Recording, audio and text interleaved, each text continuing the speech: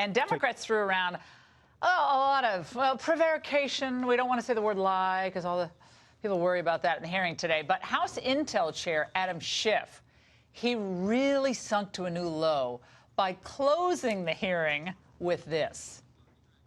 The president praises the corrupt. He praises the corrupt, Lutsenko. He condemns the just, you. And then he asks for an investigation of the Bidens. There is no camouflaging that corrupt intent. We are adjourned. Mr. Speaker, in condition. Mr. Chairman, you disparaged those members on this side of the aisle. We should have a chance to respond to your disparaging remarks.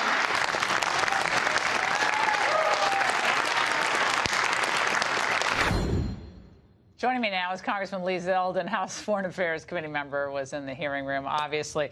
Now, Congressman, we've said all along that this was impeachment by emotion. It was a theatrical production. It fell flat, got terrible reviews on day one. They knew they had to try to bring the drama, so it's like begging for applause. What was that moment like?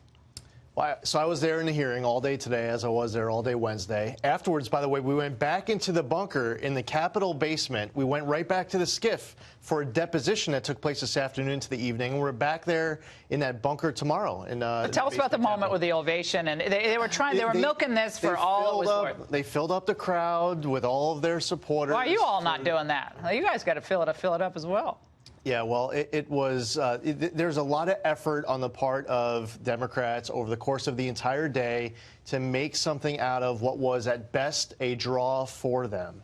The fact is that there was nothing new to learn. I mean, not only did they leak out the best of what Yovanovitch would have said when she gave her deposition in the SCIF, they spun it in a way to set these higher expectations. So it was actually worse. If you're watching at home over the course of today, not only did you not learn anything new, but you realized what the media was telling you about what Yovanovitch was going to have to say wasn't actually there. Yovanovitch was out of the position. She has no firsthand information. But she was upset she lost her job. I mean, welcome to the world. I mean, and civil servants don't serve forever. Yeah. The president can pick his ambassador. She has a great job at Georgetown University. Not a bad deal. Top choice. That's exactly what you wanted, to be able to teach future Foreign Service officers. She got the position she wanted. My background's the military. The Department of Defense can pick you up and move you 7,000 miles away. But this idea that you deserve a permanent post, courtesy of the U.S. taxpayer, regardless of what the president thinks. I want to play for you. Adam Schiff asks Yovanovitch about the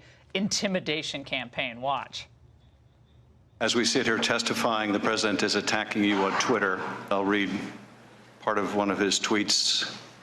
Everywhere Marie Yovanovitch went turned bad. She started off in Somalia. How did that go?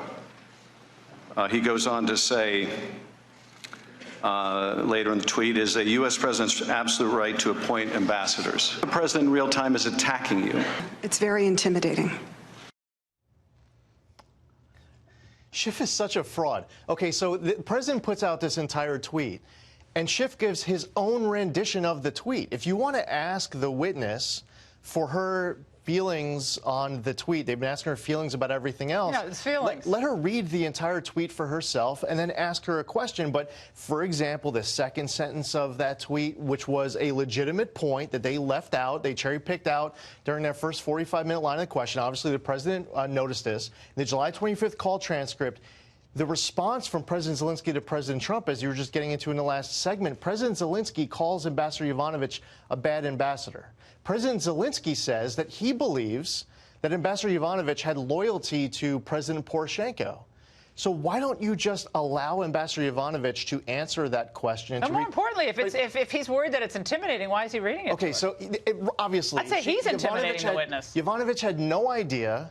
Exactly. He loves the leading questions. Yovanovitch had no idea that this tweet had even existed. Yeah. Talk about witness gagging, not allowing several Republican witnesses, or witness coaching, as we saw with Lieutenant Colonel Vindman.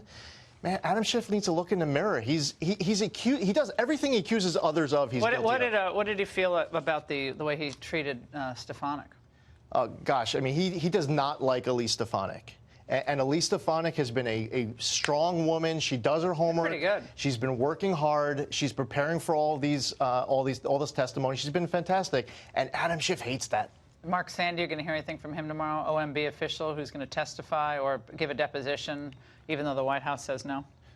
He's expected to come, and he would be answering questions with regards to the hold-on aid. But keep in mind, Ukraine did not know about the hold-on aid until the end of August. The aid gets released shortly thereafter. And guess what Ukraine had to do in order to get the aid released? Nada. Absolutely nothing. Congressman, thanks for stopping by. You had a long day, my friend. Back to the dungeon for you tomorrow.